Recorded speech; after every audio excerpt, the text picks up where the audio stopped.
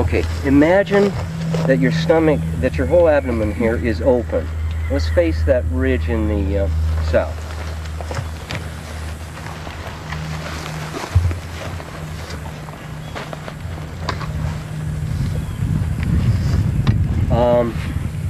Your whole abdomen is just empty, right? There's no skin there. It's just an enormous empty cavity. And yet the field of feeling or sensation is still there, right? It's an energy field right there. But also imagine that what you're looking at, suppose you're focusing on that distant ridge in the south. Suppose you imagine that you are actually feeling it from that area around you. You're seeing it from that area around your navel. You're not seeing it from your eyes in your head. There's a big eye in that empty space. It's a kind of ethereal eye, and it is from that place centered on your navel that your eye or your vision is going out like an embrace to register that ridge. And now imagine that open cavity around your navel, in a sense, goes out parabolically like two pairs of arms to embrace the ridge, right? So you're both seeing it from your navel, from the region around your navel, and also embracing it. Now this is difficult, I know, or maybe it's not as difficult as I think, to verbalize. If you have that feeling there, your basic body feeling or body hum there, and you're also seeing from there, imagine as you envision the ridge from around your navel, that feeling you have there around your navel is also in that ridge as part of your own body, so to speak, like looking at your hand in front of you, right?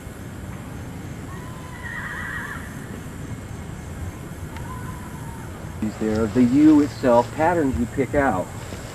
Then try this, like imagine that there is an energy flow in these different forms. Again, my farsightedness, I take a distant ridge, like the most distant ridge down there, and imagine there's a flow in that ridge line, and you are just going to pull it 360. In other words, you're casting the great circle of the whole location before you cast this circle here, and you're not going to worry about whether or not it's all the different forms on the horizon are equidistant. It's still a circle. You pull an energy flowing through the different ridges and forms around 360 degrees. Your hand is way out there, right, in contact with that.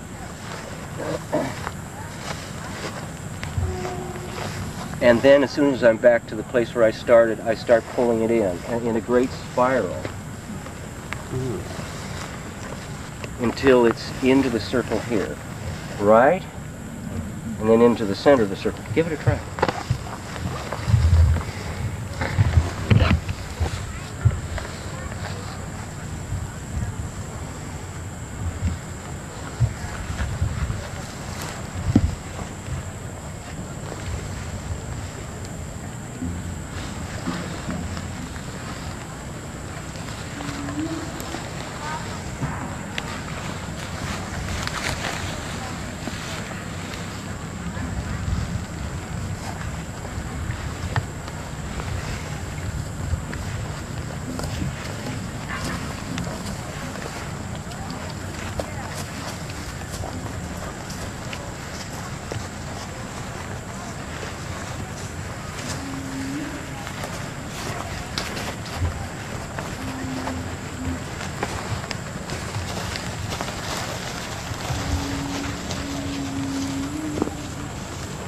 So, what do you think?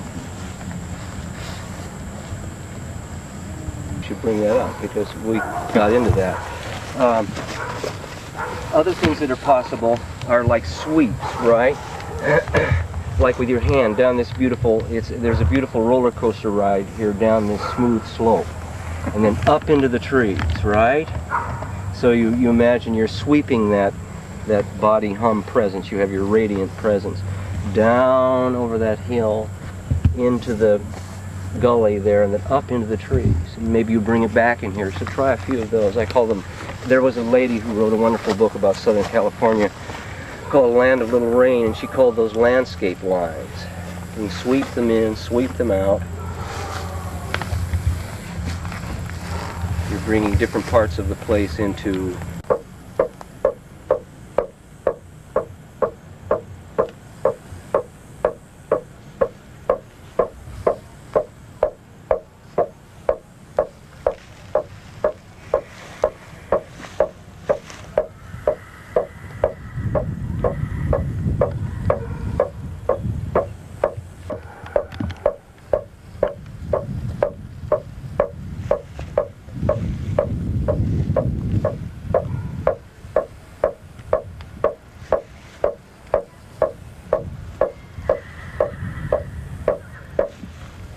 make any difference? I think so. Okay, good. Want to stand up and pull it in from the, try it with this drive, pulling energy in in a spiral in from the farthest horizon.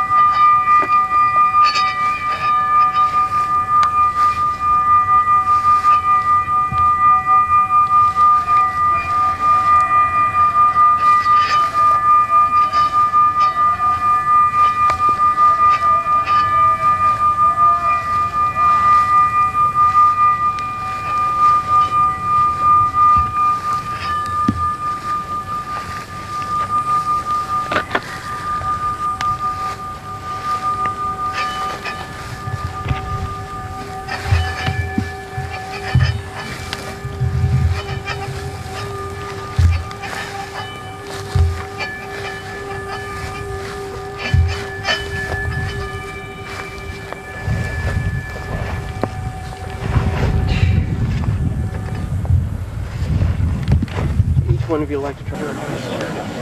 And then, if you'll stand up a second, put your hands on your waist. Right, and, well, it's hard to describe this. You lift each foot alternatingly, right?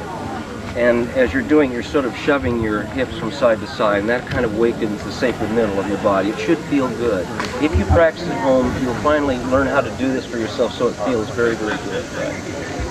It's a belly dancing move Right. to make a figure 8 Right. with your hips. But put in some real pressure. And you can do this with someone else too. Okay. Now, swing your arms a little bit. Things seems to get locked up in your shoulders, maybe. Do the same thing with your legs.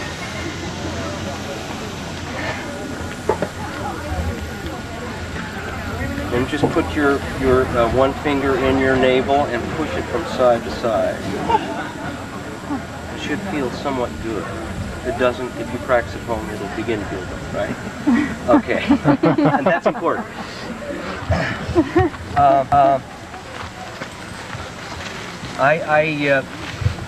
What you have to make contact with, I call basal body hum. I'm not talking about a sonic hum, although it may be a sonic hum for some people. It's basically a tactile hum, whereby you are aware of your body touching itself deep inside all the time, right? Of course you're not. Usually you're paying attention to what's going on visually, or you're listening to people blab like I am now, and you're not aware of the basal body hum, which puts you in touch with the fact that you actually are a body. I think the best way to take someone into them, now what do you have left? If that doesn't seem to register in some ways, you ask them, can you feel your stomach? You think about your stomach, can you feel it there? And what is that feeling, basically? If you sort of bracket out the fact that you may be scrunched down and gravity is giving you a sense of the fact that you have a midsection here, a stomach. Do you know what I'm getting at? It's a kind of a buzz that's there all the time, a very low level. It's very important to get in contact with that, because through that feeling, that hum, that tactile hum, you can make connections with as far as I'm concerned, after years and years of doing this, with the feeling of the earth itself. In other words, your feeling, your basic feeling, your basal or basic body hum or buzz can be connected with a very similar hum or buzz that's going on in the earth all the time and in the air around us also, with which your field can get closely coupled, right? And then you're really making contact with the energy, the subtle energy system of a place, and that's sort of the first thing to be able to do. We can try that now. No. Yeah, let's do it. Here's another way. Connect your consciousness or identify your consciousness with the midsection, right? Can everyone do that okay? Okay. And imagine this place right here, say a couple of 100 yards out, is an organized entity, is conscious, has a body hum of the same kind, and imagine that the feeling that you have in your stomach right now is connecting with a circle of space and earth, a whole sphere going into the earth and all above, all around. This place is an entity and has the same kind of hum, and imagine, see if you can connect the two. In other words, or another way of doing it, you're enlarging that sense that's in your stomach, in your abdomen, into a space all around us, say out to 100 yards. Try to look at the booklet for that. It could be, since it was started 6,000 years ago, I mean, I don't think we know who those people were. You know, they're very, very early people, right? Perhaps the later people who used it were the so-called Adena or Hopewell people. We'll check that out. Okay. There are only 2 of these eagles east of the Mississippi. They're both here in this county.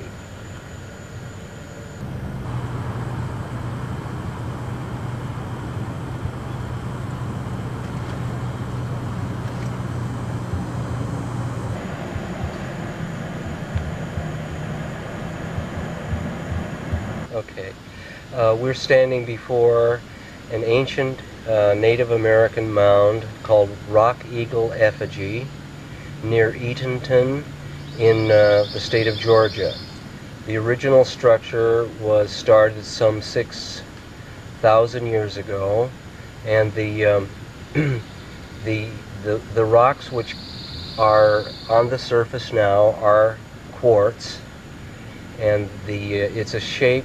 It seems to be a kind of a pregnant eagle, and its wings are spread out, you know, across the original mound upon which it was built. The length of the body is basically north and south. The eagle's beak is pointing east.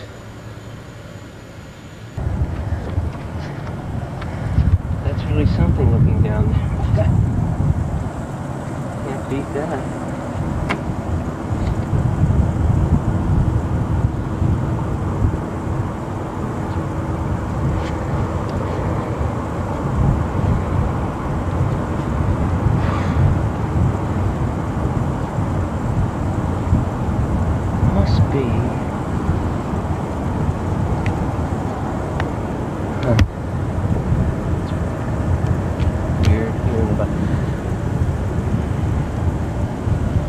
There's another one.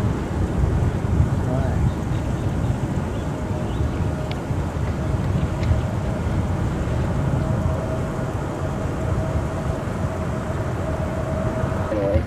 The further, may we bear the blessings of this place to other places throughout Holy Earth.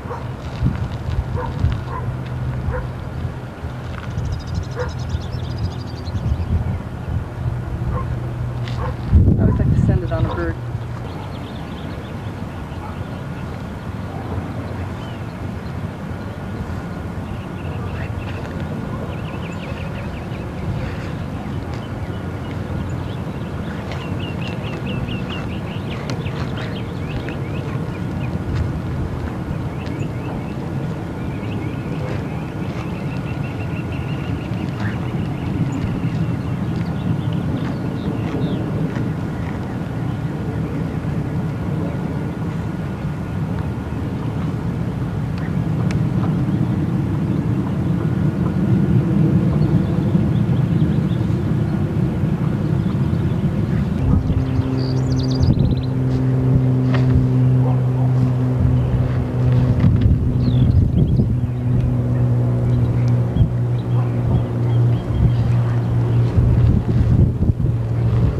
a better sense of the whole. There's going to be, this is a Persephone figure from Morning Glory Gazelle, right?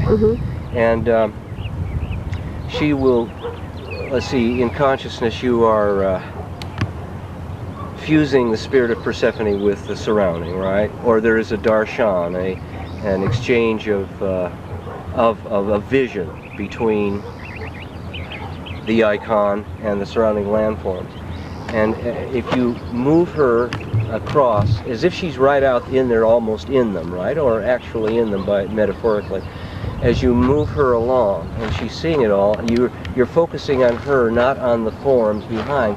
And so if you move like this, you see, in changing direction and axis and rotation, it's like she's swooping very dynamically through the forms in a very cinematic way, right? Like for a Ford advertisement. You know, they have lots of camera movement, which is beautiful, right? Okay, right.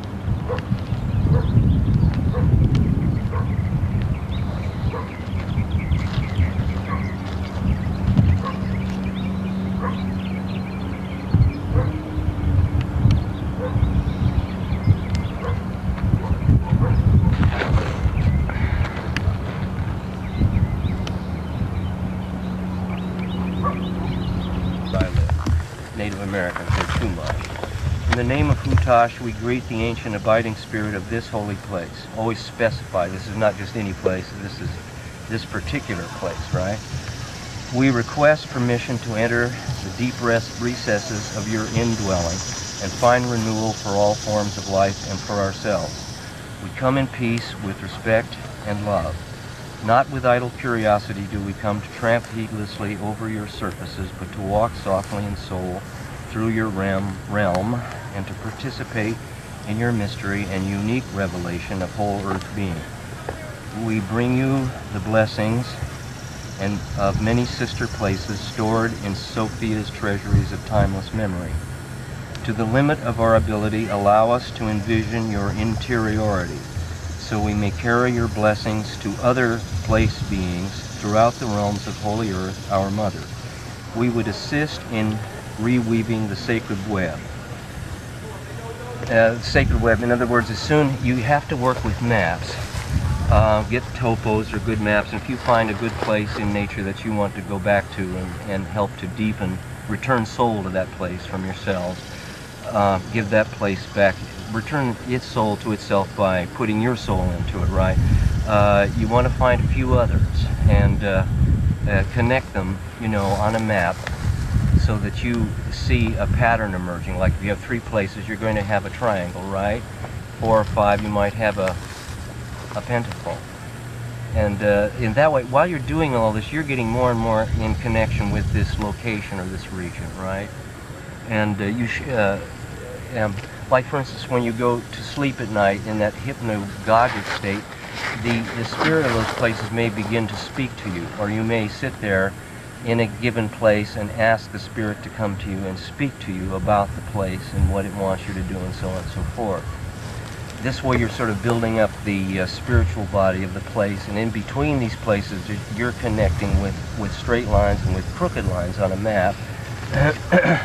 You're building up the spiritual body of the whole region, especially if other people are doing it in other places and the spheres of their work intersect, right?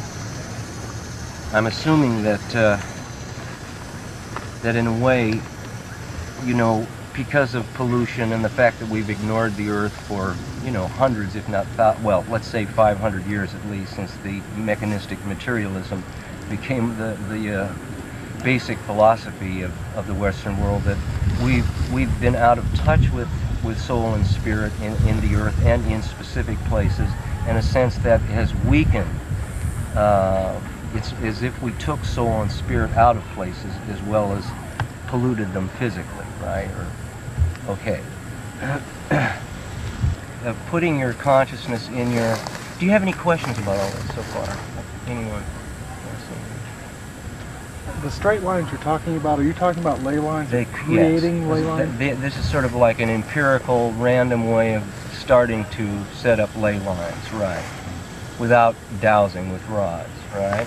You just hit or miss, try to find out where different places in the land on your map, and you go visit them, seem to line up into straight alignments, because in a straight alignment you've got a very strong shoot of energy, especially if you decide to energize that line, right?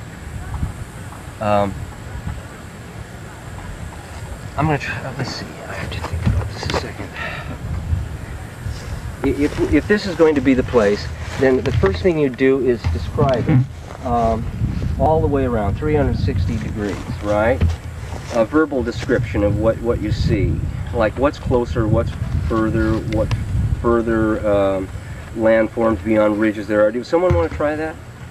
I hope. Okay.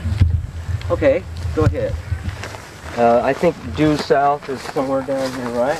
Like about that way. About that way. That's great. Okay, go ahead. I start by facing south. You can start there, right? And there's a ridge in the distance, Right. and a low knoll, a continuation of this smaller extension of the hill that goes up behind me. Right. And I turn, I see the little bathhouse down that way, and the ridge that I'm on takes a little dip. And right here there's three trees, one of which is sort of a perishness. Pine trees, sort of sitting out in the middle of this grassy area. And turning further, there's that colonnade